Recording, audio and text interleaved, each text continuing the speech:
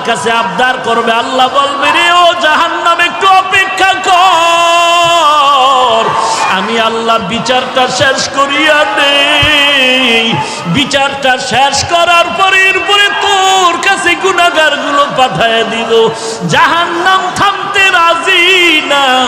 আল্লাহ তাআলা বলেন ও জাহান্নামের শিকল দিয়া ধরে রাখ, জাহান্নামকে শিকল দিয়া বেঁধে রাখ। ৭০,০০০ রহমতের ফেরেশতারা জাহান্নামটাকে বেঁধে ধরে রাখতে পারে না।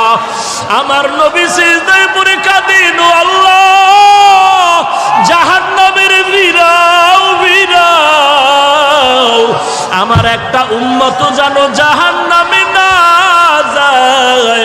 জাহান্নামের ভয় আমার নবী সিজদায় পড়ে কান্না শুরু করবেন। আল্লাহ বলেন ও নবী আপনি একটুও কাঁদবেন না, আপনার উম্মতের জাহান্নামে আমি আল্লাহ দিব না। আল্লাহ কুদরতের হাতে একটু পানি দিয়া ফেরেশতাকে বলবে জাহান্নামের গায়ে ছিটায়া দাও। আল্লাহর দেওয়া কুদরতের হাতের পানি জাহান্নামের গায়ে ছিটায় দেওয়া মাত্র জাহান্নাম পেছন দিকে দৌড়াবে। ফেরেশতারা বলবেন ওরে মালিক, শিকল দিয়া যেই জাহান্নামের ধরে রাখতে পারি না, একটু সামান্য পানি দেওয়া মাত্র জাহান্নাম পেছনে চলে গেল। এটা কেমন বরকতের পানি?